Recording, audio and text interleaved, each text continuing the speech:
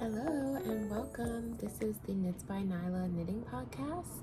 My name is Náyla. I'm a knitter, crocheter, maker based in northern New Jersey. If you haven't been here before, welcome. If you're a returning viewer, thanks for joining me again. It's been a bit since I have recorded a podcast, so excuse me if I'm a little rusty. I'm going to do my best. The weather is not as perfect as I would like it to be today. It's a little bit gloomy, but I was watching a New to Me podcast last night from the Botanical Knitter, and she had a line in her podcast about, how her anxiety and perfectionism often leads to procrastination, and I'm like, ooh, hard identify. So I don't want to make any excuses about not filming. Maybe if the lighting is better tomorrow, I'll refilm. But if not, as Mariah Carey once said, I'm doing the best with what I got. But anyway, welcome to the channel. I am glad to be sharing everything with you guys again. I have a couple of finished objects and more whips than I know what to do with. But we will get into that. I haven't filmed since my pre-flock podcast, which I filmed that in July. So quite some time has passed. Today is October 7th. But what I was working on before I went to flock was a test knit for a Rohi Palker of Knit Rohi. And I have finished that. That test knit was the tangent top. Excuse the lines. It has been folded. But yes, I knit this in, oh Lord, I don't even know. So this top comes in sizes, the lowest bust size is 27 inches and it goes up to 60-inch bust. I knit the size 6 on 3mm needles in Knitting for Olive merino in the color Wild Berries. I started swatching for it on July 10th, and I finished it August 27th. So it took me almost 2 months, I would say. But I don't think when I originally started it, let's see. Oh yeah, I swatched for it on July 10th, but I didn't cast on until the 16th, and then I set it down until the 27th. I think I was working on other projects, the 27th of July. So really I worked on it 7/27 to 8/27. So it took me about a month to finish it.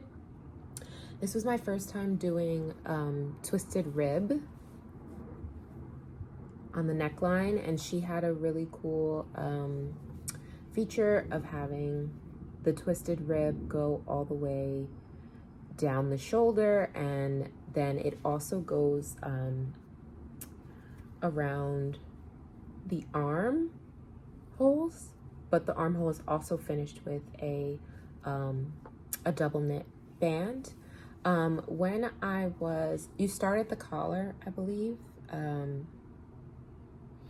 and this was my first time doing twisted rib, and I was a little confused because you start to work short rows, and so when I was doing the twisted rib pattern and going from the collar to the shoulder, I think I switched the order of the stitch pattern. So just at the neckline, it's like off center by 1 row. I think that you can see that, but it's not super noticeable when it's worn, so I don't mind. And I think I had already done, at the point that I did this, I had already done some short rows, so I did not want to rip it back and lose my place. And it doesn't really bother me that it's off center, but I know now how not to make that mistake in the future.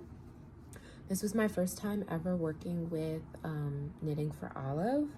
And the merino, it is very nice, very soft to touch. It's not I don't believe it's super wash.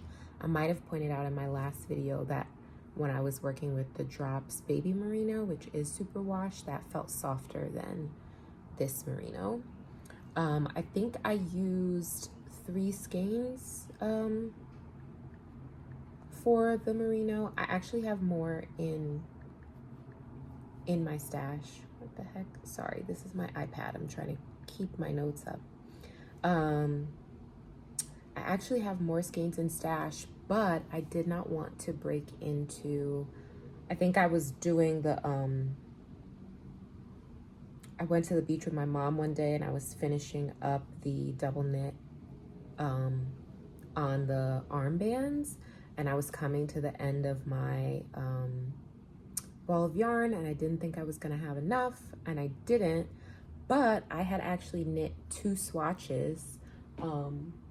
One is back there, the one that I got gauge on, and a second one. So what I did, the swatch that I didn't get gauge on, I actually pulled it out.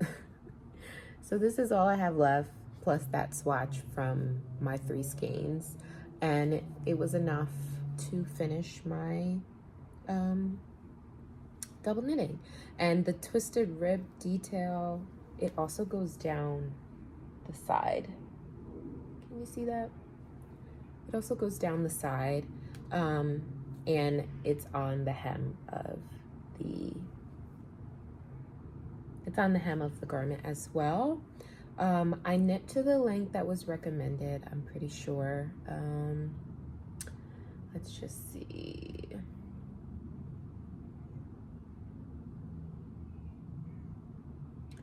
Yeah, I knit to the length that was recommended, and then but after I've worn this a few times, I think I would have knit the ribbing a little bit more, because when I wear it and also when I fold it, the ribbing kind of, I don't even know if you could see that just now, but it kind of just like rolls up on its own so that it's folded up. I don't really like that. Yeah, I think you see how it just flops over? I don't know why exactly it does that, but I think maybe if it was a little bit longer, that would help. But I do love the top as is. I've worn it out a couple of times since I finished it. It is something I would make again. My aunt actually, I reposted and I posted my own pictures when Arohi released the pattern on the pattern release day, and my aunt immediately was like, I need that. And I'm like, okay, I can make you one. So yeah, it's a beautiful design. I'm very pleased with it, and I'm excited to make other things that Arohi comes up with in the future. So after that, that was a fingering weight yarn, and I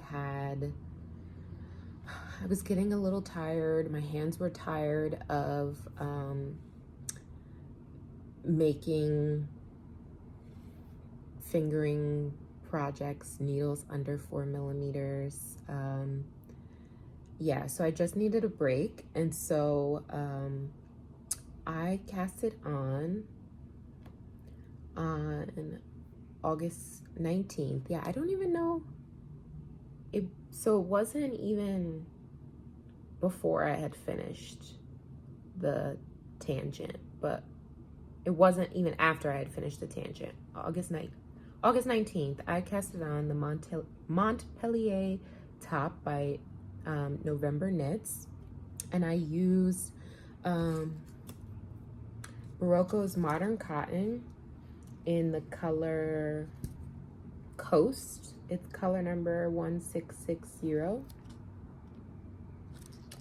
And this is what I have left. I had purchased this yarn from,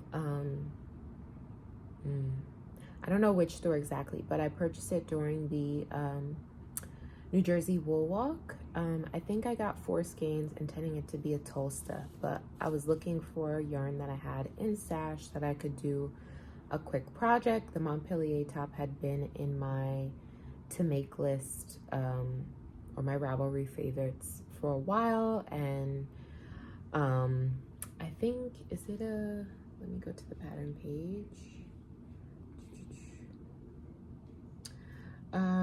It's called For Worsted. I think it was designed with Senisgarn Line or Tick Line. I think Senisgarn Line doubled. I don't know. I'll link the pattern page. But when I was going through different projects, I saw that someone had did the project with the modern cotton.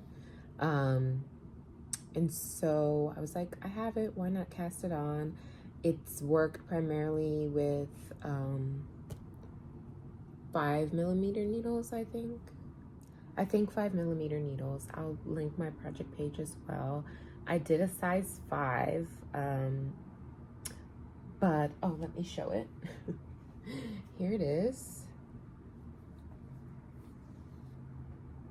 My Montpellier top, one of the final summer knits.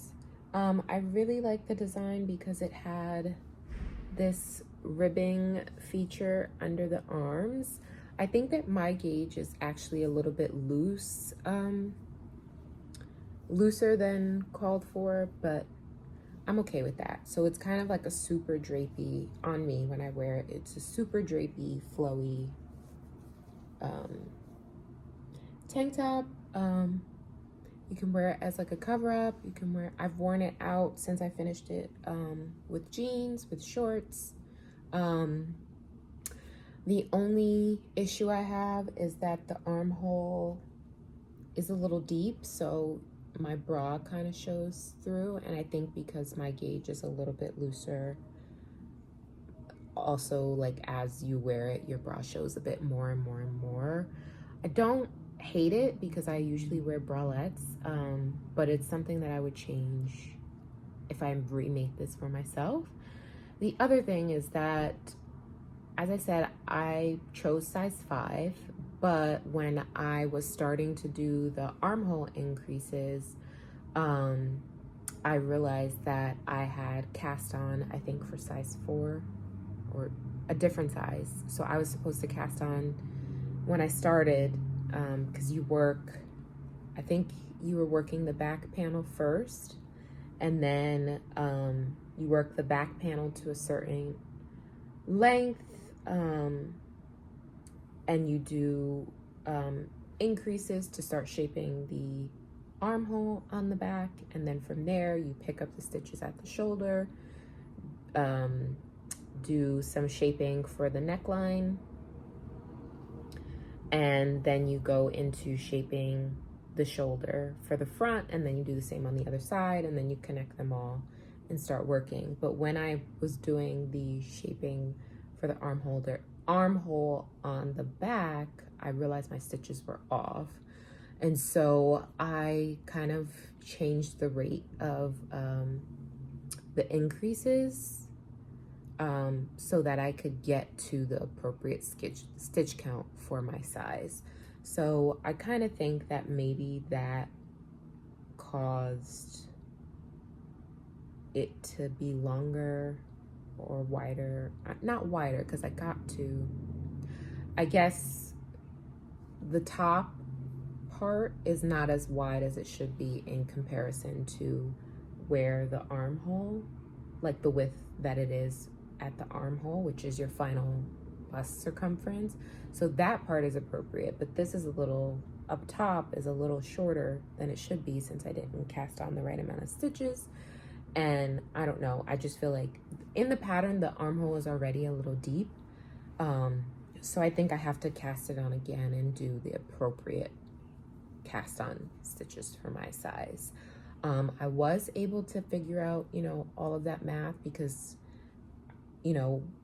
given that I didn't frog it and I chose to go ahead and just do the increases to get to the size 5, then when I was working, I was like, oh yeah, I'll just do that one thing and then it'll be fine. But no, when I had to do the front, I also had to figure out, oh, how do I get those? I couldn't just follow the size 5 instructions because I didn't have enough stitches on the top. So I had to also do some calculations to make the front match the back, which was fine. And it was a very quick knit. I think I Yeah, on the neckline, I was on a trip to the beach with my mom. I picked that up in the car, and then I finished it while we were on the beach, which was pretty fun. I've never done that before. Not that I haven't knit at the beach, but I've never finished a project while at the beach. But yeah, this is all the yarn I have left. I think I ended up using three of my 4 skeins. I don't know. I didn't even take out the 4th skein, I don't think. So I think I used either 2 of them, or let me see. Yeah, I think I just used 2 skeins actually. So it was a very quick project. I would make it again.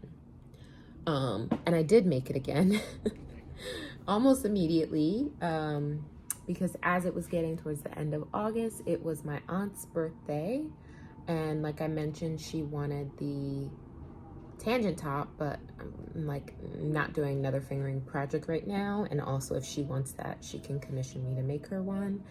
But for a birthday gift, I was like, oh, this Montpellier was so quick for me, I'll just make her one. And I did. And I used Lion Brand jeans yarn in the color Top Stitch. And this is all I have left. I used 2 skeins. Well, less than 2, because this is the second one, I believe. I did size 1 for her. I believe her bust is like a 34-inch bust. The Montpellier top goes from 85 centimeters to 140 centimeters, or 33 inches to 55 inches. So it's not the most size inclusive because it doesn't go up to size 60-inch bust, but it is a looser top. And yeah, I had this yarn in my stash, and I don't know if I saw that somebody else on Ravelry had used the Lion Brand jeans, but it's a worsted weight, and I was like, why not? This was surprisingly, it's an acrylic yarn, and I was surprised actually by how soft it is. I don't know why I was surprised, but yeah, it was very soft, easy to work with. I started hers on, I started hers on the 26th of August, and I finished it on the 30th. I washed it, no, I blocked it, yes. I blocked it by hand. I was intending to put it in the machine, but I blocked it by hand, let it dry, and then I mailed it off to her. And she loves it. She sent me one picture. I'll try to put that up for you. But yeah, it was a great, easy, quick knit. I was glad to have something not fingering weight. And I would make it again. Okay, so those are all my finished objects. Moving on to whips. I don't know if I already mentioned that I don't think I had applied yet to test knit another project for DearJamieDesignsCo, because I feel like it's been a while since I filmed, and I think the test call, I don't know when, let me take a break. The test call for Jessie May, I'm on her email list, so she just emails it out, and then if you want to apply, you apply. I looked through the pictures that she had, and I was like, oh, that looks really cool. So I applied. The knit is called the Framework Raglan. And Jessie May does kind of like private test knits where the testers are not in communication with the other testers. You can just email her if you have questions. So here is mine so far.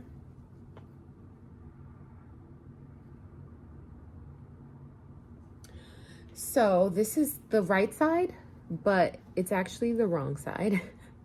I guess it's what you call reverse stockinette. So it's designed with these slip stitch details. So I guess to make it easier for you to knit, you knit it, all the instructions are given for you to knit it up on the knit side, the right side, But then when you wear it, you're going to be wearing it inside out with the pearls showing.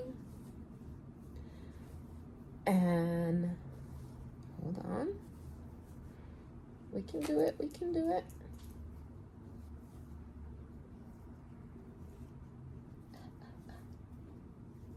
Okay.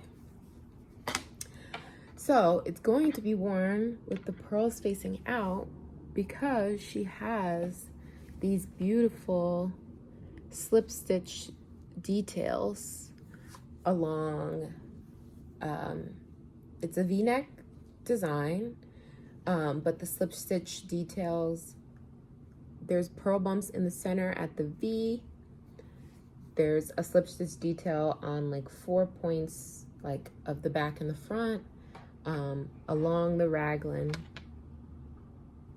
increases, and then on the top side and the underside of the sleeve. So I'm almost finished. I'm doing the size 2X. It's due on October 11th, so I have 4 more days to complete it. The gauge is 20 stitches by 28 rows per 10 inches on per 4 inches, 10 centimeters, on 5mm needles. She calls for a fingering weight, but she did also say that you could use a sport weight or a DK as long as you achieve gauge.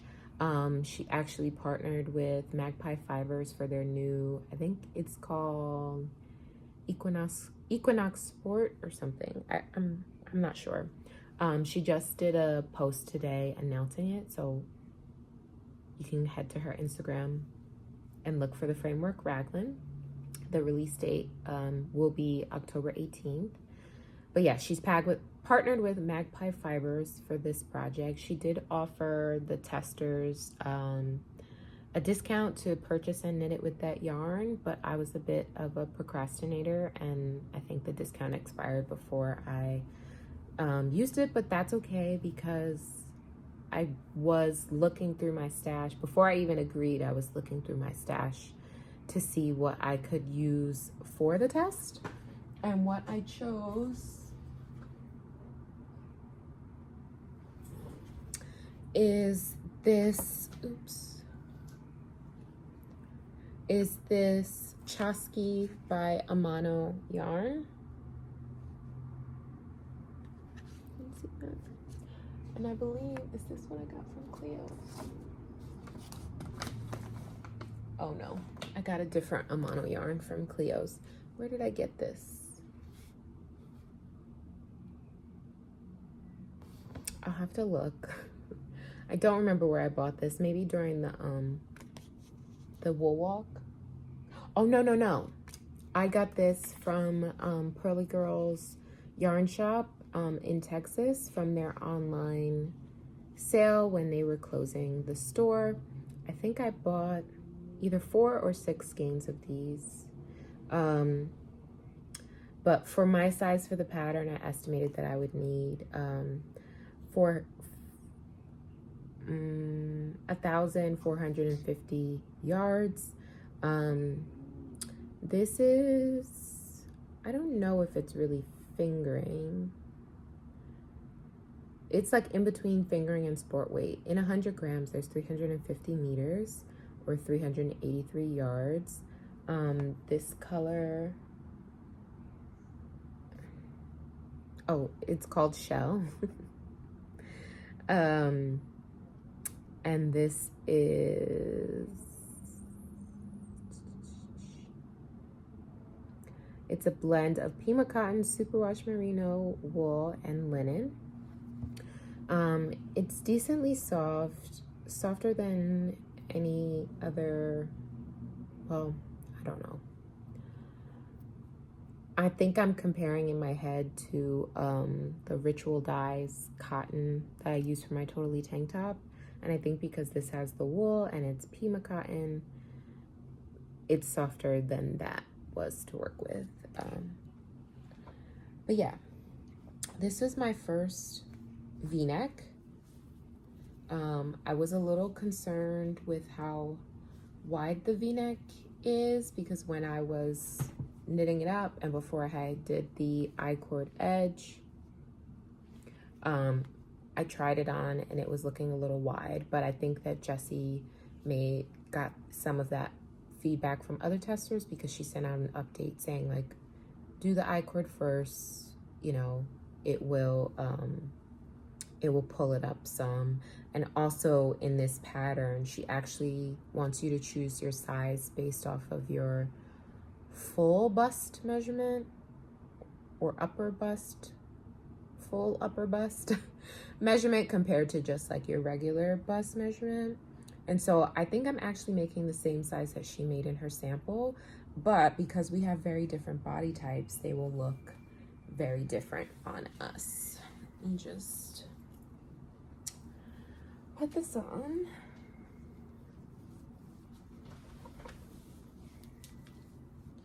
So it's very cute so far. The only other point of concern, but you can see that it's still like pretty wide.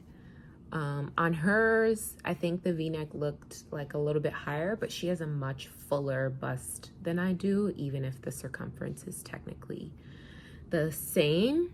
But I do really like the slip stitch detail, and you can see it way better on the purl side than the stockinette side. So I finished one sleeve. I have one more to go, but this sleeve came out a little longer than I was thinking it is supposed to be. So when I was doing the sleeve, she has an option for a wide sleeve and also a fitted sleeve. And with the gauge, the math works out, at least for me, that 1 inch will be 7 rows. And so in the option for the fitted sleeve, which is what I chose, it has you work 2 rows until you reach 1 inch, and then you do a decrease row. So I did the math on the total number of like rows that I would need to work to get to the length and the number of decrease rows that she specifies. However, it's supposed to be 7 rows per inch, but the pattern called for a 2-row repeat before doing the decrease. So I was like, okay, I'll just do 8 rows. But when I finished the sleeve, I was like, you know, gauge is real, because with that added extra row, I feel like I have added, so let's say for the total number of decreases, I have 1 extra row for the 16 rows of decreases. That means I have 16 rows extra, which is over 2 inches.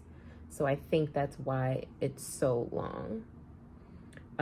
Because after the decreases, you were supposed to like knit without decreases to reach a certain length, but I was already, oh, you can't see my stitch markers because I flipped it inside out, but I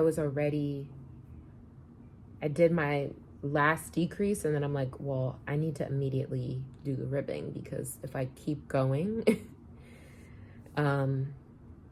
it's gonna be too much. So I think that it's too long. Although on her post today, her sleeve does come like to her knuckles, but my concern is that when I block, it might grow even more. And I've also finished off my 3rd skein. So where I am now, oh, the needles are kind of weird. Let me leave it so I don't pull any stitches off. But where I am now, I like have just the tiniest tail from my 3rd skein. I have another one, but do I want to break into this for, I mean, it looks like a lot of inches here, but do I want to break into that for maybe 2 to 4 inches of knitting? I don't know. So what I'm thinking about doing is unpicking to, because my wrist is here. So I'm thinking about unpicking maybe, I think there's like 4 4 decrease rows to reach my wrist. So I'm thinking about unpicking to there and then just doing the ribbing and then using that yarn to finish off this sleeve. Let me know if that is a terrible idea. I don't know, because as I wear this, I'm like, ooh, this is cozy having the sleeve this long. But I don't know. I'm worried about blocking. Maybe should I block it first? I don't want to do that. I want to be finished with this project. I don't know. But it is really cozy. And it's very lightweight, which I like because I feel like I can wear this. I can wear this as layering piece in the winter, and then I can wear it on its own in the summer or warmer days, summer, spring. My only other, I really love that slip stitch detail. My only other thing, and then I'll move on, is that I think that the way that I knit, I don't know how you call, I think that I am an English style thrower. And when I have to change from, I'll show it on this side because this is the side I was actually knitting. But when I have to change from doing, this was in the round, but from the knitting stockinette to going to any kind of ribbing or purling section, I think that the way that I wrap the yarn before I do that first purl stitch actually adds extra space. So it kind of doesn't look like the same evenness. Is it focusing? It doesn't look like the same evenness, especially compared to the other side. When I change, I do my last purl and then I start knitting again, it's tighter than this side. So I'm hoping that is something that blocks out, but it looks, I don't know. Can you see the difference between this side where I was going from purl to knit versus this side where I went from knit to purl? Yeah, I don't know how to fix that without changing the entire way that I knit. And occasionally I try continental knitting, I think it's called, but I don't know. I hold the yarn in my right hand, and then I throw it over the yarn. I've been trying what I think is called continental, where you hold it in your left hand and your pointer finger does the work, but that is so uncomfortable for me, and it always, if I'm doing ribbing or something, if I'm going between knits and purls, my purls always end up twisted. So that doesn't work. But I was looking at Penrose Knits, Laura from Penrose Knits. She posted a video today of her sock knitting, and she actually holds the yarn. Oh, here's my sleeve. This is how much yarn I have. I'll probably have to unpick a stitch or two when I connect whatever yarn I use next. But she holds also the yarn in her left hand, but I think what they call a flicker, because she just uses her pointer finger to flick the yarn over instead of removing her. I removed my whole hand from the needle to wrap the yarn, where she was just, the only thing moving was her pointer finger. So I might have to look up some videos on how to do that, see if that improves both my knit speed and my comfort and that purling situation. But I don't know. This should be finished soon. I think I'm gonna work on this today, I think. But also I was distracted by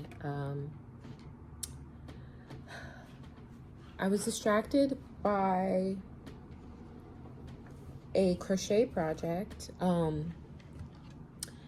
Hey Carrie on YouTube, she always does these great free tutorials, and she released one, I think it was last week or so, because I watched the video while I was working from home. I watched the tutorial for while I was working from home, and surprisingly enough, she was actually using the same Lion Branch jeans in the color top stitch that I have.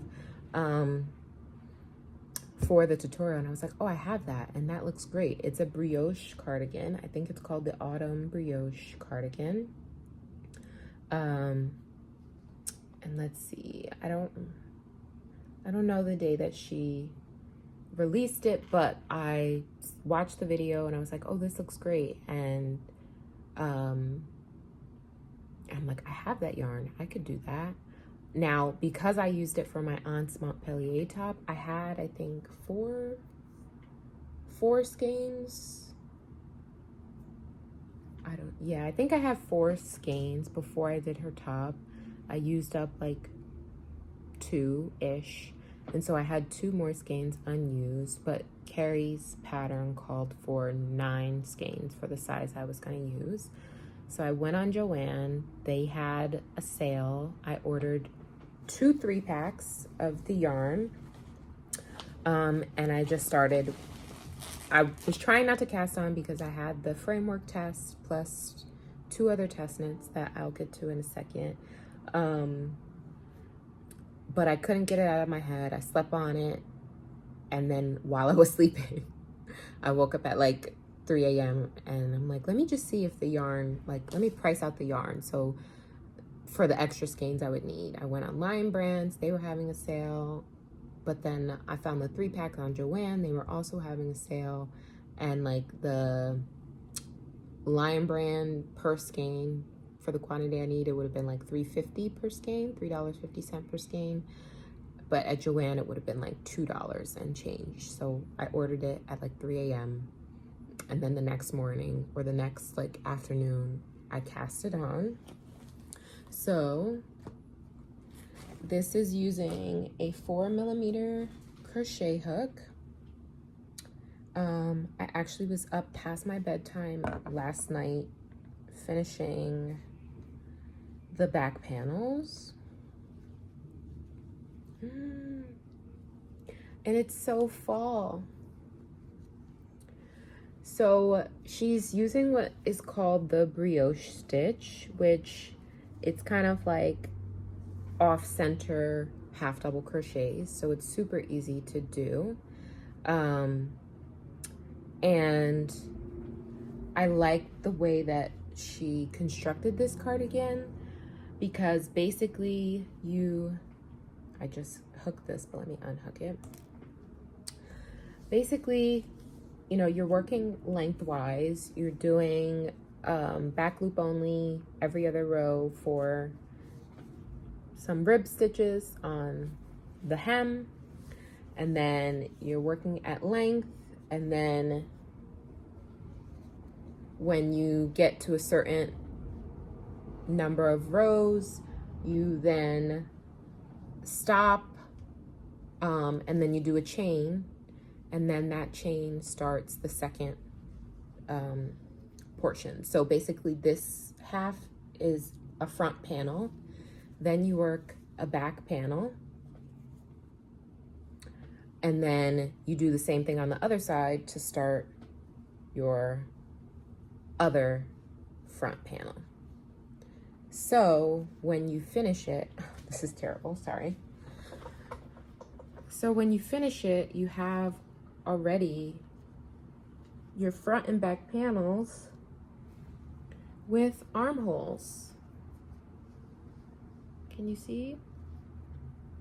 So it will have armholes, so all you'll have to do is seam up the shoulders. Seam up the shoulders, and then you can do the sleeves she has in the pattern are paneled, but you could technically, I guess, well, maybe not, maybe that would throw the stitch off. I was gonna say you could maybe pick up the sleeves and do it in the round, but I'll just follow the instructions and do paneled sleeves, and then you sew them together and then do a ribbing, and you have a cardigan. And I think the stitch pattern is really beautiful. It's gonna be a perfect fall cardigan. Now, my only concern, which I had that stitch marker there because last night when I finished it, I tried to do like a quick try on. Now, I picked a size extra large thinking I think that it matched my bust measurement, but you know, even if I don't really wear this, my mom and my sister will probably steal it anyway, so I figured this would probably be a size that would fit all of us. But my only concern right now is that the back panel, which is maybe why I'm struggling to show you, is not as wide, it seems, as the two front portions. But I have to keep reading through the pattern and maybe rewatch the video again to see exactly how the shoulders are seamed up, because if I were to try and like seam it from point to point, like I don't have enough left on the back to also seam the other side. But if I'm not remembering wrong, I think that the cardigan is kind of meant to overlap in the front. Like the pictures, or from what I remember from the video, they kind of like the front panels kind of like almost start to look like a wrap cardigan. They kind of like overlay on each other. So if that's the case, I think it'll be okay. But I'm just gonna keep going, and then like I said, if it doesn't really fit me, it'll be for my sister and my mom. But I'm excited. It's been how many days? I think I started at 9/28, today's the 7th. I did have to wait for some of my yarn to come in, but now that that's here, I think if I were to only work on this, I could probably be finished before the weekend is over, or maybe by like end of day Monday. But like I said, I have to do my framework raglan because that test is coming to an end. But yeah, I'm excited. Hey Carrie has lots of good tutorials. I'm actually keeping this in my Explorer Knits and Fibers tote. But yeah, Hey Carrie has lots of great crochet tutorials. I've done one other cardigan from her before. I made that for myself and also for my grandmother. So definitely check out her page and her blog. What's next? Oh, also crochet. I have a test crochet from Just the Worsted, which is Lindsay Muscarella. And this is the City Stroll Light. So this test is due on the 27th of October. It started August 8th, but I think I was still finishing up my my tangent, and then I was working on the Montpellier, so I didn't really start working on it. I did my gauge swatch, but I didn't start working on this until August 30th. And then I finished my first panel by September 15th. So, you can see. So it is a crochet pattern, and it's kind of meant to look like a ribbed knit sweater. But yeah, the front and the back panels are the same, and then you do the sleeves as well, and then you seam everything together, and then you do a neckline. I think there are some testers that are already finished with the sweater, and theirs are looking beautiful so far. A lot of people are doing different color blocking techniques or using really cool yarn.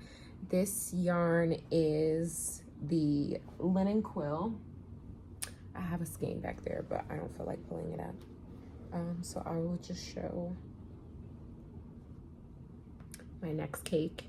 This is the linen quill yarn in lemon lime. I actually bought this after looking for like a lime green yarn because of a sweater I saw while watching a K-drama. What was the name of it? I don't remember. But I will put the inspiration photo up. And so I didn't really know what sweater I wanted to do to kind of mimic that look. For a while I was thinking the Seasons sweater by Ozetta, but when I saw Just the Worsted, when I saw Lindsay post about this test opportunity, I was like, oh, I think that will work. It's fingering weight, 4mm crochet hook, and I'm doing a size 3X, which, did I write it down? Yes, so hers, the pattern goes from 71 centimeters to 158 centimeters, or 27 inches to 62 inches. So she's very size inclusive. I saw, was it yesterday? She just posted another test call for another crochet sweater, and I was this close to applying, but I really need to just get some things off my needles because I have other projects I want to make, start gift knitting, etc. Then I don't know if this counts as a whip yet because all I have is a swatch. But my last test is for the Kalani blouse by Coley of Paisley Knits. I watched her podcast, and months ago she was working on a design that reminded me of the Cumulus blouse, but it is fully textured. It's done in Iris Moss stitch. And I was like, you know, as soon as she releases this, I want to make it. And then when I saw her test call, I was like, oh, 100% signing up. And so I'm using Even Fall by Explorer Knits and Fibers, and also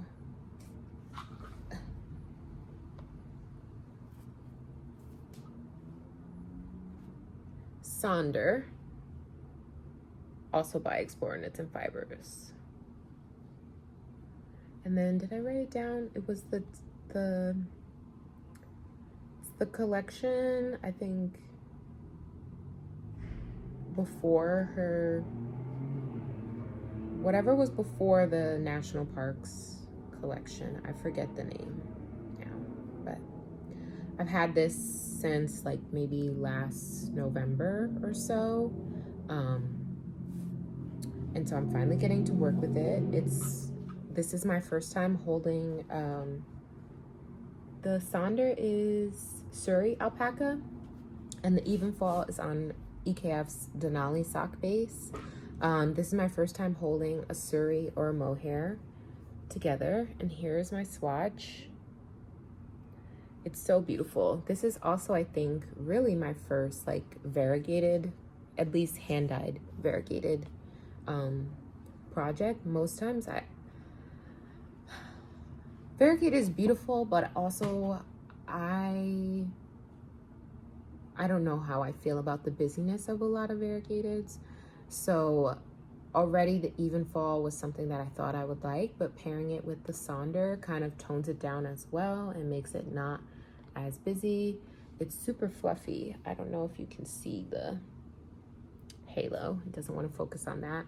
But yeah, it's beautiful. It's super soft. I can't wait to wear it.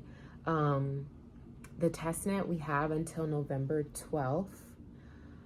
But I did my gaze swatch because I was getting a little bit of FOMO of all the testers. There are some that are already done.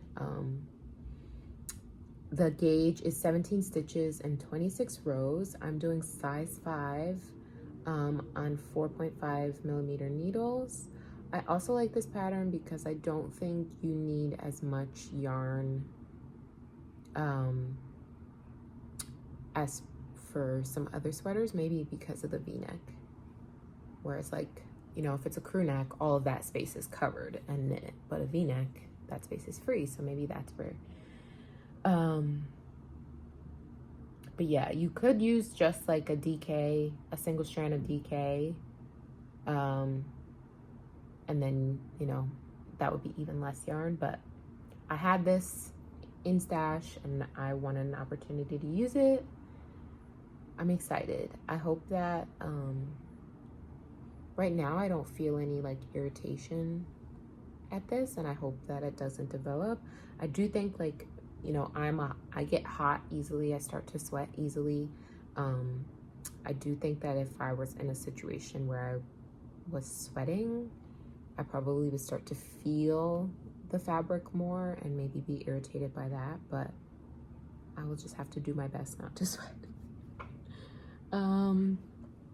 But yes, so once I finish the framework raglan because that's due the 11th, and the City Stroll Light because that's due the 27th, I will be focusing on this, and it's in my lovely petite knit project bag. Okay. Last major whip, although it's not major, I am doing the Ripple Crop Top worsted.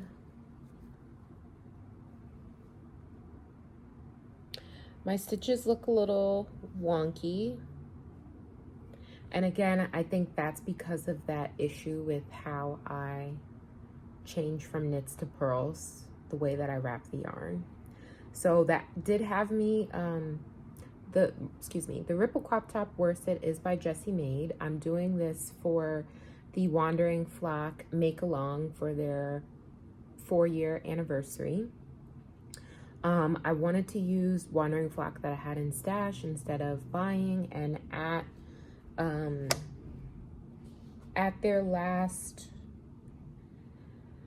they had their one-of-a-kind sale. I went and I purchased this, which it was a one-of-a-kind, so it doesn't have a color name, but it was on their alpaca linen base. And at the time that I was casting this on, it was still like a little bit, it was the end of summer. So I was like, oh, this would be a nice top to have there. Now, I was working on this like in between. I started it for the cast on party that the Wandering Flock had, and then I was working on it off and on. I brought this and my City Stroll Light. I went on a cruise in the first week of September. I didn't really work on the City Stroll, but I worked on this because it was fairly simple to do, but I didn't do much. And I also started to get that concern, you can really see it on this side, about my purls. Now, I don't know if it's just my purls or if it's this fabric. This is DK, where the pattern calls for worsted. So maybe I should have added something to it, but if it's a summer top, I don't really want to hold yarn double. Don't want to add mohair, it already has fluffy alpaca. So I'm kind of just hoping it'll block out, but also I was getting worried about it. So, you know, I set it to the side while I focus on my other things. But we'll see. It's not, you know, it's not like this is a test knit or anything, so it doesn't have to be perfect. I think it'll be a project that I learn from. So I will resume this whenever I have the time. Yeah. Hoping to finish it by the Wandering Flock Make Along deadline, the Flock Along deadline, which I think is, I want to say it's like the 27th or something, around the time at Rhinebeck, because I think they had they're going to Rhinebeck and they're going to do like a meet on the hill, final push toward cast off party. I live in New Jersey, so potentially I could go to Rhinebeck. I don't really have any plans, but what has been making me consider it is all of the people that I'm seeing gonna be there, but I don't need to buy more yarn. So if I go, be strictly to see people, but I don't know if I personally have that type of self-control. So I'm leaning towards not going, but I think it would be fun. Also, one of the stores that I did the wool walk, Knit Not Natter in Pompton Plains, I saw they're doing a bus trip, so I'm like, I could just buy a seat on the bus, or, you know, driving up to Rhinebeck. I think that would be like a nice drive with my family, so if I could talk my dad into going again, I think he would be down, or my mom. I know Rebecca Crea-Bay is going to be there, Exploring Knits and Fibers is going to be there, Wandering Flock is going to be there, some other people, Botanical Knitter. I mean, so many that I've seen are gonna be there. So I don't know. And then, like, the Crea-Bay, it's not like she's gonna come from Scotland, you know, every time there's an event. So I'm like, do I miss that opportunity? Well, what if I go and I don't even see her? I don't know. Anyway, moving on. My last whip, kind of, well, I guess. So Knititude, the other day, sometime this week, she started posting in her story these pumpkins that she was making by Handy Little Me, a free pattern from Handy Little Me for these pumpkins.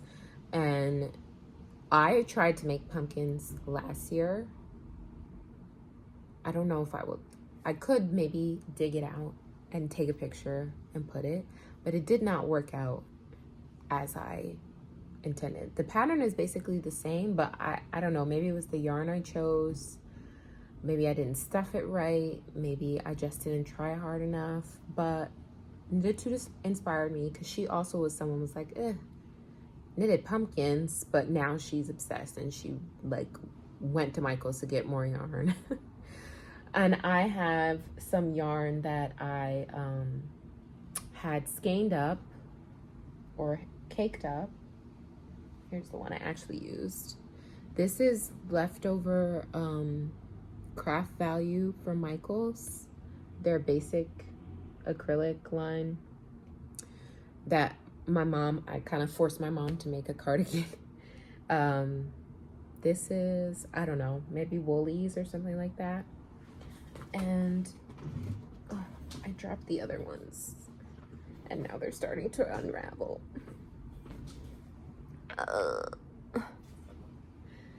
This is leftover from my Sunday brunch sweater by Kudavakika. This is the Two of Wands Lion brand. I don't think it's Color Theory because it's the thicker one, but it escapes me what the other line is called.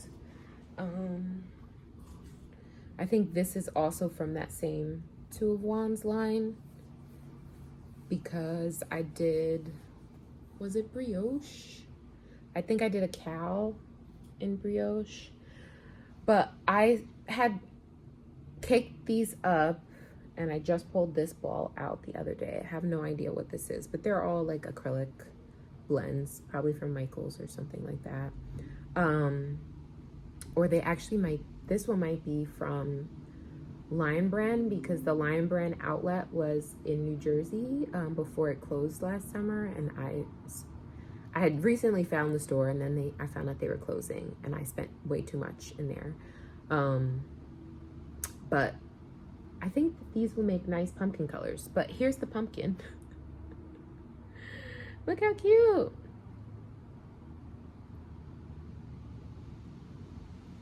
So this one came out much better than my one last year. I still have to, the pattern just recommends like a stick or a cinnamon stick or something. I'm gonna try and maybe crochet a stick that I could do from yarn. And just have the different pumpkins, different sizes, but we'll see. This is not an important project. It was in Knititude Stories like 2 days ago, and so I was like, I have that needle size. I have a bulky weight yarn, and I tried it. And I also have a bag of polyfill from like a pillow I was supposed to make last year. So pumpkins, that is my last whip. My upcoming plans, I need to finish my test knits. I want to do a classic ribbed hat for the Pearl Soho cowl. I also have this in my Pearl Soho bag that I got, I think, when I bought the linen quill on sale. I have in here, oh, it's packed tight. Let me take this out first. I have in here Fisherman's Wool in 3 different colors from Lion Brand. And I ordered this. This is color Brown Heather. I ordered this maybe 2020. A kit from Two of Wands. This is also Fisherman's Wool. This is color Oak Tweed. And then I think I have oatmeal. Yep. Oatmeal. And this will be campfire blanket scarf. I don't know. Campfire blanket scarf by Two of Wands. I'll just put up a real picture. And I ordered this kit so long ago, but I think it's perfect timing because Mia from Knit and Grace is doing a Fisherman's Wool make-along, and this has been here for too long now, so, and it's just garter, which I was wanting to do like a garter blanket, just for like easy project, easy knitting, but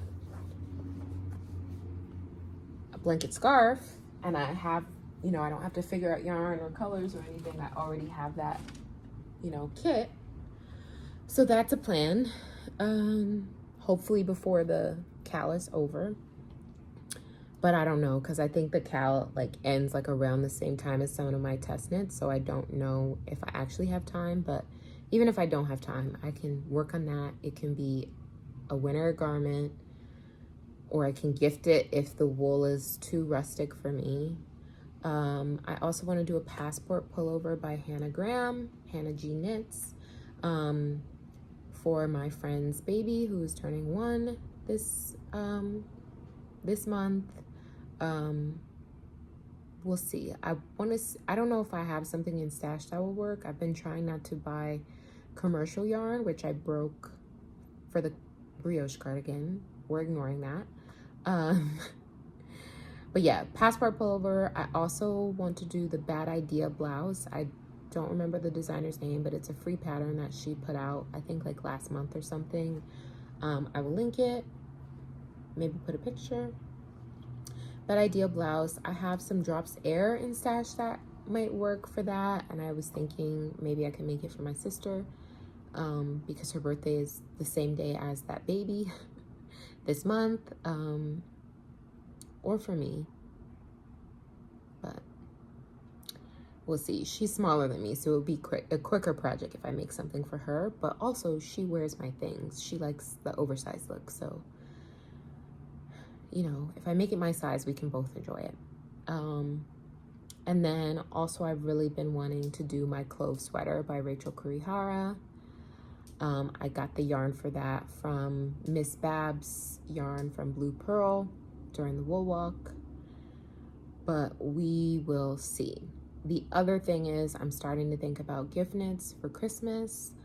Taylor Earl from Wool Needles Hands actually just put a great video out this past week around gifts for teachers, but I left a comment like, this is a great list for more than teachers, because it had a lot of quick projects like mug rugs, hats, cowls, and her fire pit mitts, which are fingerless gloves. And I believe she said it was a worsted weight pattern. And I'm like, I have worsted weight. I wanted to do last year the penny gloves by Petite Knit, never got around to it. I think, I don't know, maybe something in that type of construction was intimidating for me. But if I'm just using like cheap woolies from Michael's that I've had in stash for way too long, I think I could give it a try. So I might try, I might try some of that soon. And I will try to link the video that she suggested, because I also need to save it for my own self, because like I said, all the gifts that I'm thinking of for the next few months, it's a great starting point. The other thing that came up for me recently, Knitted by Whitney shared a story from Sarah Kareen Knits, and Sarah Kareen was talking about, you know, why are designers still not size inclusive? Like, at minimum, design should be going up to a bust size of 60 inches, and, you know, designers choosing not to grade that far is in fact a choice, not, not because it's difficult or not because they can't. They're making the choice not to do that. And it is kind of time to be past that. There's no reason for it any longer. And, it's really unfair for tons of people to be left out, of the ability to make something. Like we all just want to make things. So, a lot of designers should just be more inclusive. And so I think she has the story highlighted now because she got a lot of feedback after she put it. So please go to her page and, listen to the story or watch the story. She explains it much better than I can. But it did also kind of like open my eyes a little bit as well, because I am what I consider a plus size person. I have been for many, many years.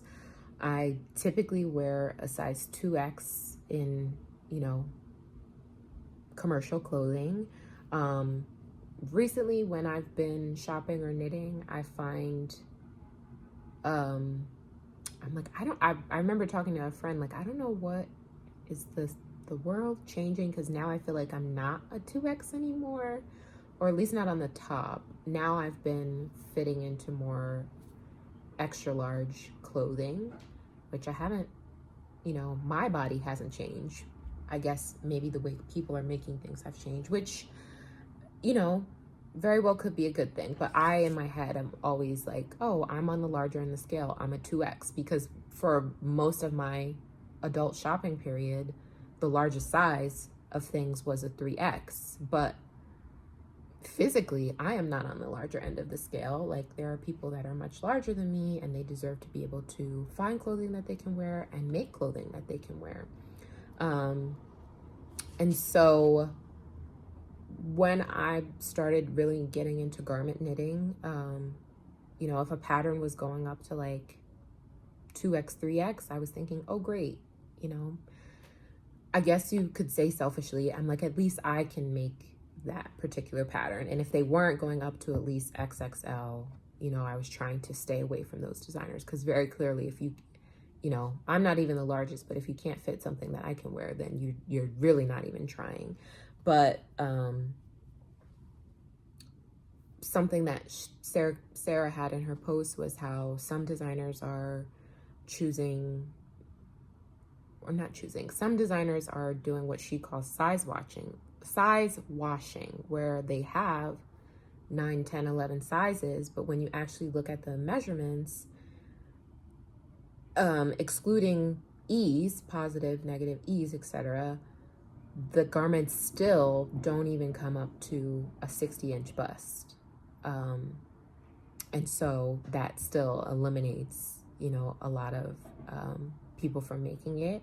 And the other thing she called out was how some designers, the larger ends of their size range, which, let's say they have sizes 9, 10 or whatever, when you take away the ease, like I said, they're not fitting, 60 inches, but also the ease is different between the end sizes and the beginning sizes. So for example, if the pattern calls for 2 to 4 inches positive ease, it calls for that for sizes 1 through 6, but sizes 7 through 10, the ease is done, or the measurements are done in 4-inch increments instead of the 2-inch increments of the smaller sizes, which, why would you not make it the same standard across the board for sizes? So it's just been something that I've been thinking about.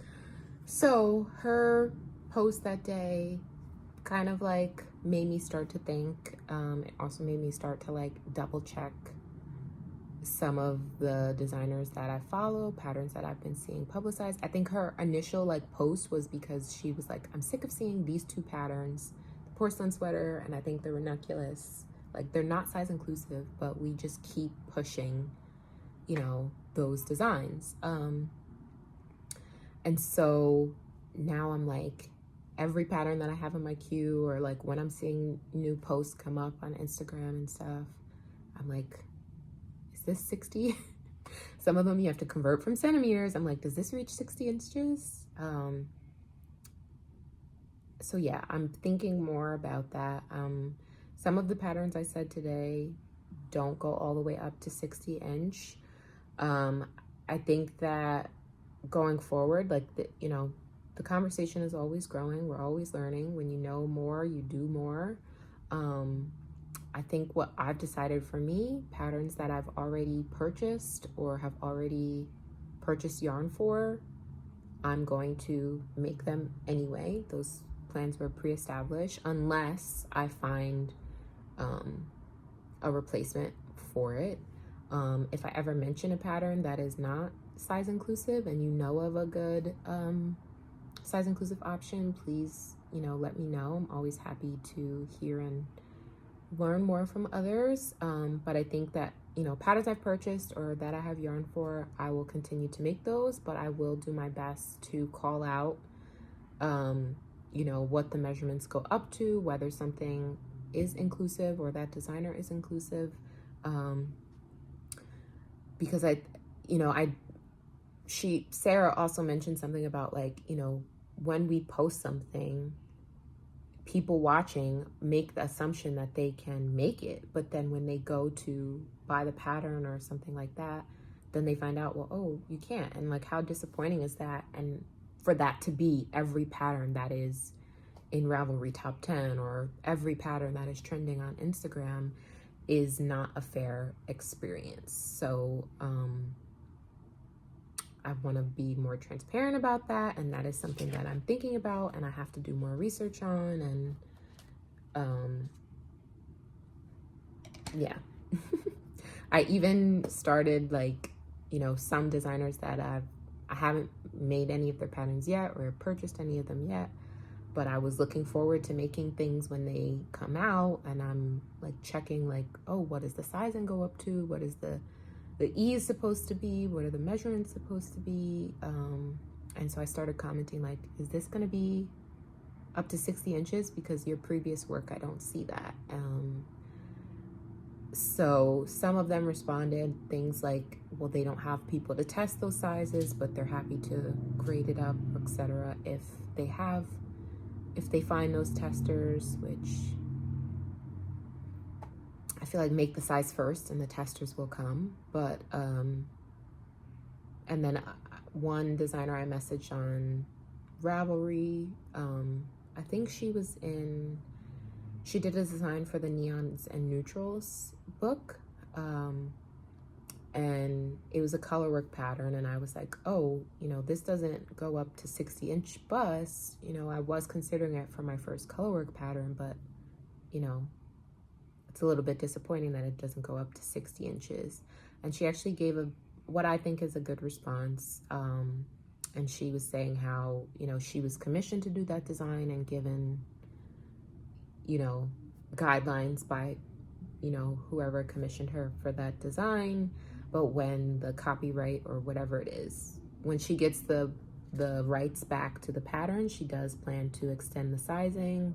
And she was even saying like, if I wanted to make it now, she would grade it up for me now. And also gave like other suggestions about like, how to modify it if I did a different weight of yarn so that I would have a bigger fit, etc. I thought that was a good reply, and I'm looking for, and I'm hoping that she keeps her word when she eventually, re-releases the pattern on her own. So it's just something that I'm thinking about. But the next portion, which I need to kind of pick it up, is acquisitions. The first acquisition that I have is my Mahalo Glow tonals from Super Glow Fiber. I got some of the Mahalo Glow collection. I think the variegated, well, some of these are kind of variegated, but anyway, I got some of the Mahalo Glow at Flock from Lindsay, but when I got home, I ordered the tonal set in sock weight, And then Laura Penrose released her Sweet Shop blanket pattern, and I was like, oh, these would be perfect. But I waffled too long. I got this in stock. The pattern is DK, so I would have to hold it double. It does have 7 colors, which I think is the number of colors that repeat in Laura Penrose's pattern. But I only got one. And you need 240 grams, I think. And this is just 7. I think it's like, I don't know. It's 20 grams per skein, but you need 240 grams total. And in DK. And I thought about ordering more, but it would have been like $200. And I'm like, do I want to spend $200 on a blanket? I don't know. So I procrastinated, and then the pre-order ended. So I'm hoping if it comes back again, I will get more. But right now I have my first, oh, and well, no, I guess it's not my first mini skein set, but it's the prettiest one. So I have that. And then I also have my flock t-shirt. So this is the flock t-shirt in the green colorway. After flock ended, they opened up a pre-order because they did sell out of a lot of items. They opened up a pre-order for anybody to purchase things that they missed out on, as well as the people that weren't able to attend. So I ordered a t-shirt that I did not get then. Another flock vendor that had pre-order, or not a pre-order, she had an in-stock update, is Denim and Rain Fibers. Look at the little logo on the back. Denim and Rain. And she had awesome sheep markers. Ooh, I actually never even opened them when they came. But she had these little sheep markers at Flock. I didn't get to purchase them, but look at that gold in there. Yeah, and then a little mushroom. Yeah, excited for that. For my framework raglan, I needed more stitch markers because you mark off where you do the slip stitches and also the increases. And so I went to Yarnia in Montclair to, it's getting darker, sorry, the light's changing. But I went to Yarnia in Montclair to get more of the Coconuts light bulb stitch markers. And while I was in there, they had a little sale section. And I picked up this Juniper Moon Farms Moonshine yarn in, it says color 53. I'll have to figure out what color that is. But it's 40% alpaca, 40% wool, 20% silk. It's a worsted weight, 100 grams, 197 yards. Ooh, that's nice. In this beautiful rusty brick color. And when I was chatting with the girl in the store, I told her I wanted to make a hat. We confirmed one skein should be enough. If the gauge is right, this might be my classic ribbed hat for the Pearl Soho cowl, but TBD. If it's not that, it'll be some other hat. Then I also ordered from Amazon because I saw one little, I don't want to say the M word, one little creature by some of my Wandering Flock, the linen skeins, and I was like, oh, no. Immediately no. So I ordered from Amazon these cedar balls and rings. It actually smells so good. Like the bag is not even, whew, the bag is not even open, but it smells fantastic. And they give you like these nice little organza bag. I guess I should have put some of them like in the little pouches and stuck it places, but I just used the actual balls and rings. Like even on my cones, my knit cones, I just like plopped one of these balls in the center of the cone, and I've stuck them all throughout my shelves. I think there was maybe like $15, $20 or less for these, and it was a 50 pack. Yeah, it smells, maybe I've never smelled cedar before, but now I'm like, can I get this in a spray? It smells so good. Okay. I've ordered that. And then my last two acquisitions, I ordered from Golden Hour Knitwear. Golden Hour Knitwear, her first collection. This is the color Dusty Moss, a beautiful sage mossy green. And this is from Camry. She has a podcast on YouTube as well. And this is Simply Fingering, 100% superwash merino wool, 100 grams, 437 yards. Her Everyday Autumn collection, fall of 2023. So I got 2 skeins of that. I think it'll be a tank top, maybe another mini mock neck, but some kind of like fitted negative ease tank top. And then from her Once in a Blue Moon collection, it is not blue, but this is Airhead, the tonal match to Aquarius Season from Red Door Fiber Studios. And I want this, I have 2 of these DK skeins. It's 100% superwash merino, 246 yards per 100 grams. I have 2 of these and 1 of the Surrey lace, 7426 baby Surrey alpaca and silk. It's 328 yards per 50 grams. And I want this to be a hat. So, okay. I think that is all my acquisitions. Now it is time for our giveaway winner.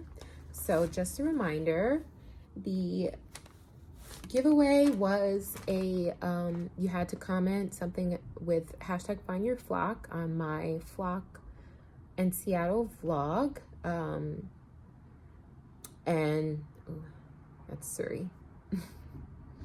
I always laugh in videos like, does the Surrey and the mohair, does it really fly off that quickly that you immediately got fluff in your mouth? And it does. Anyway, the giveaway was to hashtag find your flock, just a comment about, you know, a time that you felt connected to a knitter. Thank you to everyone who has watched that video, who left comments, who also left comments for Find Your Flock and entered the giveaway.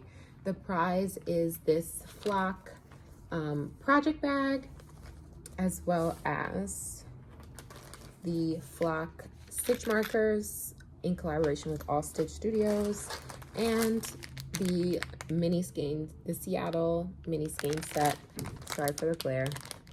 The Seattle mini skein set from Explorer Knits and Fibers. So the winner is, where did I write it down? Hold on. The winner is Precious Knits 7916. So congratulations to Precious Knits. Please send me an email at knitsbynyla@gmail.com with your shipping address so I can get this sent out to you as soon as possible. Okay. And again, thank you everyone for watching and participating. Hopefully we can do something else in the future. The last little bits is a little life chat. So since Flock summer was ending, I went to the beach a couple of times with my mom, had some good knitting time on those beach days. I got my braids done for my cruise. I went to a New York Liberty game with my dad on September 1st. That was really fun. And now they are in the playoffs against Las Vegas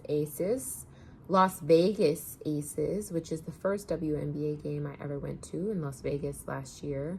And now I'm like a diehard Liberty fan. So Let's go, girls. I went on my cruise on September 4th to the 10th. It was my friend's fiance's 30th birthday, so it was a little friends getaway.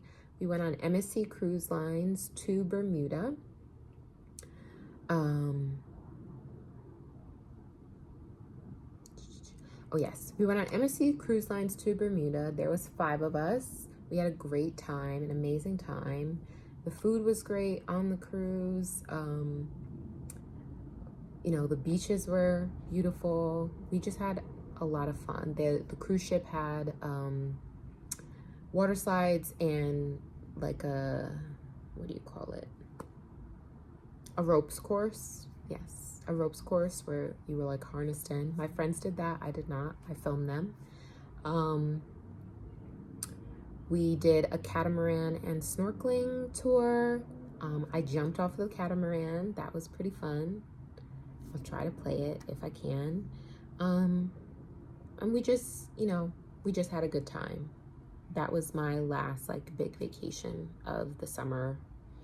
I had some family in town. That was nice to spend time with them, my aunt and her daughter. I also caught a cold right after that, so that was not fun, but it was all good. What else happened? Oh, my dad and I went on a bus trip to a casino. We won a little bit of money. That was fun. I've been spending a lot of time planning hold on. Oh, I forgot. I guess I have one more acquisition, really. So I'm sure you've seen, but Tony Lipsy of TL Yarn Crafts released her Happy Place collection in partnership with Hobie Yarns. Is that the only ones? Yeah. And so that went live on September 1st. I did not make concrete plans, but I did want to support her. She's a Black woman. She has a yarn line with a huge company. And she said the launch was not guaranteed. That's all anybody has to tell me to get me to make a purchase. Like, not guaranteed to return. Like, if it's a one-time only, the FOMO will make me buy it. And so I purchased from her Happy Place line. I got this beautiful pinky coral color. Let me see what which one is this? Oh, they don't have the names on it, but this is color 12. Happy Place Solid. They're DK weight, cotton, 50% cotton, 50% wool, 100 grams, 250 meters, or 273 yards. DK is my favorite weight as of now because it knits up so quickly. You don't have to use super tiny needles, and you usually don't have to buy you don't have to buy as much to make something as you would buy worsted, but you know, whatever. And I also got color 19, this kind of aubergine. This is also the solid. Happy Place. Hi, Tony. And since I was ordering from Hobie, it was my first time ordering from them. Where's the ball band? Get a different one. I've been wanting to purchase from them, but I could never make a decision. I was looking last year at a lot of their cotton, but you know, I didn't really want to pay for shipping. But since I was definitely gonna order from Tony, I also took the chance to get something from my wish list there, which is the Woody Tweed, 100% recycled fibers. This is 70% recycled wool, 30% recycled viscose. It is also DK, 100 grams, 350 meters. Well, I guess that's a little, it's kind of like in between DK and sport weight, no? Because true DK is like 250 meters. And this is 100 meters more. But anyway, 382 yards. This is color 15 in the Woody DK. I forget what the color name is, but it's a beautiful, like, charcoal gray tweed, and it has some like red and white flecks in it. And I think this would make like a nice, like, classic cardigan or like shirt jacket. type. So yes, I was planning that yarn drop, the Happy Place. Sorry. Happy Place. I also had to plan for Explore Knits and Fibers Spain collection that they did with Hello Lavender. So that order has been placed because that was, I think, on the 21st. And then on the 24th, Ballyhora, Sierra, who's based in Ireland, she had her Highlands collection pre-order, and she also had Dyer's, ZZ Textiles, and Red Door Fiber Studios do colorways in collaboration. I wanted Old Man of Store from Red Door Fibers, but I got my timing wrong and I missed. It was sold out by the time I went to order, but I did get my items from Ballyhora. Then Paisley Knits collection, her New Zealand collection. She has been teasing us all month, all September. I can't wait to get that yarn. The pre-order is actually tomorrow. Also, is it 5? There's also an in-stock update from Sunday Fiber Co. today at 5 p.m. Eastern with her leftovers from Knit City. I met Elise at Flock and I love her yarn. I'm hoping to get this time some yarn to do a matching Salty Air tee with her. And then also a surprise, I came across it on Instagram, Bella Falato Studios. She had her Great Lakes collection. Unfortunately, I think it is now closed. I think she must have just closed it yesterday or sometime recently. But I ordered from her Lake Michigan and Lake Erie. 2 beautiful colors. Lake Erie, I think I'm gonna do a hat, and Lake Michigan, I wanna do the Paloma sweater by Espastrico. And then I was supposed to go to the Wandering Flock's birthday celebration for their 4th anniversary.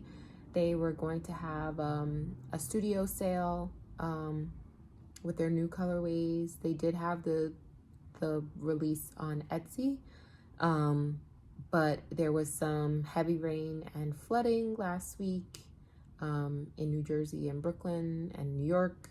New York got some really bad flooding, so unfortunately they had to cancel the studio sale and the night at the Wandering Barman. They were going to do cake and like a knit night and cake. They had to cancel it, unfortunately. I was looking forward to it, but I'm sure they'll have something again in the future. I also, the friend that I went on the cruise with, her wedding's in April. I'm a bridesmaid, and we did our bridesmaid dress shopping this last weekend. That was really fun. Maybe I'll show you what I am gonna get, maybe not, or I'll just show you what I tried on. You let me know in the comments what you think I picked. And then the day after that, last Sunday, my family and I went to the Statue of Liberty. It was everyone's first time except for my mother, who must have gone when, you know, I don't know. She's lived a life. She went sometime, but my parents never took us, even though we've always lived in New Jersey. So that was a really beautiful day. It was awesome to see the statue and learn a little bit more about our history. I hope to go back one day. And the only other thing that I've been planning for is, like I mentioned, my sister Victoria. Her birthday is coming up in just a couple weeks, and we have decided we will go to Arizona for her birthday, specifically Scottsdale. I think Scottsdale. So if you have any recommendations for things to do in Arizona, please let us know. We're going to be staying at a resort, so we're going to do whatever the resort has to offer. But if there's yarn stores in Arizona, you know I'm going to try to go. So let me know if you know of any already. Other than that, I'll have to do some research. As far as what I've been reading recently, I had a mention of my channel on Tania of the Breakfast Cruise YouTube page. She actually called me out for my videos being too long, which I know this one's too long too. Sorry. I try, but I can't help it. But in that video, she said that she was reading The Vampire Knitting Club by Nancy Warren. And it is a book series on Kindle Unlimited. It is about a young girl, Lucy, a young woman, Lucy, who goes to visit her grandmother, found out that her grandmother was murdered and then turned into a vampire to save her life. Her grandmother owns a knitting shop in Oxford, UK, and Lucy takes over the knitting shop, only to find out that the vampires that live in the town like to have a knitting club in her store. And so through the course of the series, there are several murder mysteries, and Lucy finds herself in the mix of them all and helping to solve the crimes. It's a really good series. I forget what day the mention was, but I think I downloaded the book that day and I went through the entire series within like 2 weeks. So if you have Kindle Unlimited or not, you could check those books out. They were really good. They were funny. They're clean. There's a little bit of romance, but there's no like, there's no steamy spice, but they were still funny and intriguing. And, Lucy is not a good knitter, but it was fun to, see the other side of that. But she does do a good job eventually of owning the knitting shop. So I really enjoyed that series. And I'm thinking about reading some of the spinoffs, but I haven't decided yet. Another new release was from Christina C. Jones, one of my favorite authors, /Black authors. She writes a lot of Black romance. I've gone through all of her catalog, but her newest release was called Call and Response. It is the third in a series, and it was just as good as the first two. And the last thing that I will mention that I've been reading is also a third in the series. It's called Educated by Nellie Wilson, and that is all of the series. They were kind of set in like a college town, and these different young professionals that like work in the area, and some of them have I guess you could call it neurodivergencies, or I don't know if I want to use that word, but one has anxiety, one, I don't know. They all have little quirks and things about them that like make their experiences unique, and also them trying to handle those things while also like finding love. They're just really beautiful stories. I enjoyed all three. What I've been watching, I finished Hometown Cha-Cha-Cha on Netflix, a K-drama that is about a dentist who leaves Seoul and goes to a small like fishing village and opens up a dental practice, and kind of like a fish out of water experience. It was very good, very emotional, very funny. There was love, there was, love triangles. It was good. And then I also just finished Dr. Cha on Netflix, which is about a housewife that she goes through a medical scare, and then she had been a doctor, or she went to medical school, graduated medical school, but she got pregnant and ended up getting married and then leaving medical school to take care of her family. And so, now her children are grown, and she has her medical scare, and then she decides that she wants to go back and finish her residency. So it's the challenges of her finishing her residency. She also is having some familial challenges and figuring out what makes her happy in life and pursuing that despite others maybe not wishing that for her. I thought that was the moral of the story was very good. The drama of the show was very good. So I recommend that if you're looking for something. On and off, I've been watching Ahsoka on Disney Plus, which is the story of Ahsoka Tano. I mostly watch that when my uncle is watching it because he's like the Star Wars expert, so he can tell me all the behind the scenes or how this connects to other Star Wars series that we've watched. So if you're into the Star Wars world, Ahsoka is very good. And then I've also been watching on Netflix Lockwood and Co, which is a show about these, I guess they're teenagers with special skills. So it's set in like London or UK after what they call the problem, which they haven't specified what exactly the problem is, but it's like a world where, you know, ghosts and things really like interfere with, you know, your life. And so these kids have special skills that allow them to like listen, see, hear, or be able to touch, like, and sense the ghosts. And basically they are like ghost hunters pretty much. And so they find the thing that causes the ghost to be a disturbance and they neutralize it. And so it's following mainly these three kids who are running their own agency of the ghost hunting. And there's kind of like some conspiracies going on that they have to figure out and combat with, you know, while trying to make their business successful, trying to live and survive, and, you know, but it's very interesting. And then the only other thing that I watch are YouTube vlogs, podcasts, etc. One podcast I would like to mention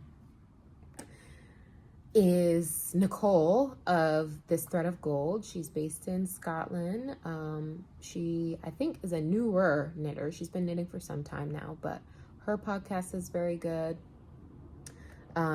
She, on one of her last ones, she had her boyfriend Connor on, and he was just full of jokes, and it was hilarious. I'm still voting for the couple size sweater, by the way. And then I mentioned before, I was recently watching The Botanical Knitter. Her podcast was very good as well.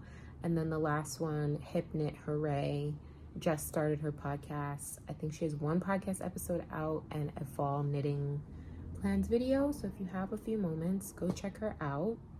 I will try to link everything that I mentioned or talked about.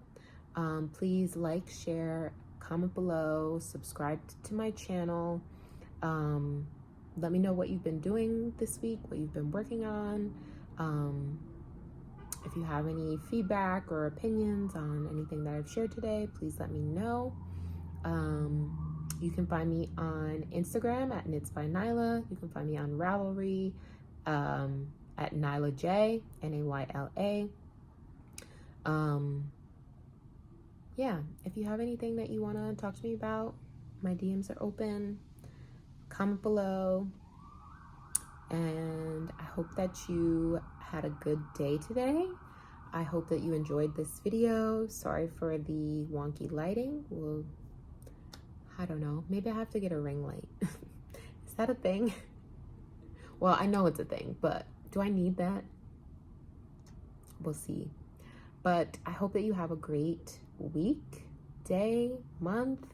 I hope that you have a minute to do something kind for yourself and something kind for someone else. And I'm looking forward to talking with you again in the future. And if I missed anything, please let me know. Bye, guys.